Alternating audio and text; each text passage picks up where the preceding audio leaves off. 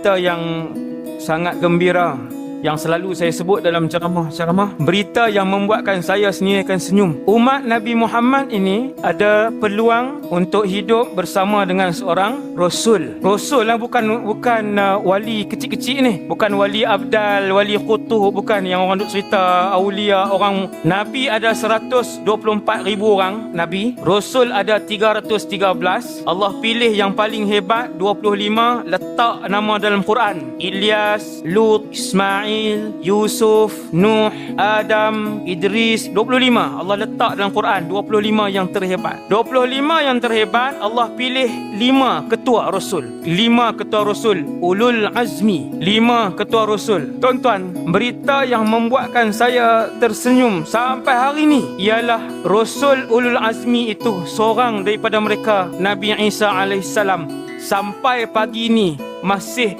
hidup di langit dan akan turun satu hari nanti. Tak perasan? Subhanallah. Dia hidup turun 5 minit Ustaz? Bukan. 40 tahun.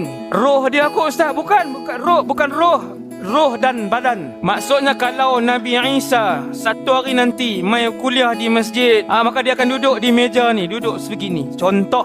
Sebab dia manusia, tangannya 2, kakinya 2, kepalanya 1, dia ada 2 mata, ada hidung, dia ada mulut, dia tidak ada sayap. Yang dia bayang sayap 4 pula. Mesti segak Nabi Isa ada sayap. Dia orang, dia manusia. Kacak itu pasti. Seronok muslimat. Ramai follower Nabi Isa nanti. Nabi Isa itu belum mati. Dia akan turun dan hidup dalam kalangan umat Muhammad sallallahu alaihi wasallam. Allah hantar beliau untuk membunuh Dajjal laknatullah alaih. Boleh tengok cara Nabi Isa senyum, boleh tengok cara dia solat. Nabi Isa akan solat subuh 2 rakaat, Zuhur 4 rakaat, Asar 4 rakaat, Maghrib 3 rakaat, Isya 4 rakaat. Sama macam kita. Nabi Isa akan bayar zakat fitrah, akan bayar zakat perniagaan, dia akan sama macam kita. Syariat Nabi Muhammad, beliau akan mengerjakan umrah, beliau akan mengerjakan haji, beliau akan puasa Ramadan. Maksudnya tidak guna syariat dia dulu. Tak guna syariat Muhammad sallallahu alaihi wasallam. Tak perasan ke?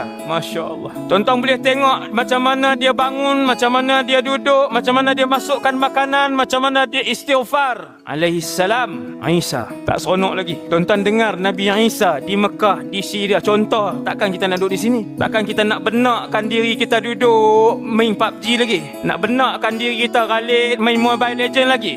Macam main je Ustaz. Saya pun tak pernah buka game tu. Saya pun tak tahu orang sebut.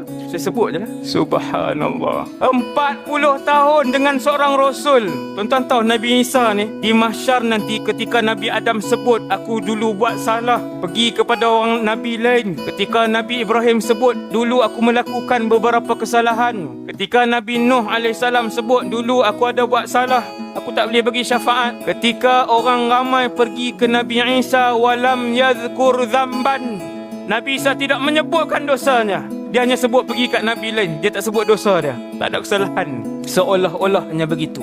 Alaihissalam. Muslimat mesti tanya, Ustaz, kalau 40 tahun takkan tak berkahwin? Jawapan dia, berkahwin dan beranak pinak. Masya Allah. Ketika Nabi Isa turun 40 tahun itu, dah bunuh Dajjal, dah mati Ya'juj wa Ma'juj, kita akan hidup dalam suasana yang aman. Makanan pun percuma ataupun tak mahal, minuman tak mahal, rumah tak mahal, semua dalam keadaan yang rahmat, penuh dengan kerahmatan. Tiada lagi yang mencuri, tiada lagi pemimpin yang zalim, yang kau duit kepada mereka saja dalam dunia ni, seluruh dunia ni. Dunia menjadi aman, tak ada pencuri akan masuk ke dalam rumah. Ketika Isa alaihissalam mentadbir muka bumi Allah, ular kita pegang macam tu je, tidak berbisa. Harimau dan singa berkeliaran, tidak berbisa, yang tu tidak ganas. Kerana itu adalah zaman kemuncak rahmat dan keberkatan Allah di atas muka bumi ni. Tak seronok? Seronok. Alhamdulillah. Cuma nak sampai ke zaman seronok itu, nak kena tempuh zaman Dajjal. Yang tu yang takut. Nak tempuh zaman Dajjal.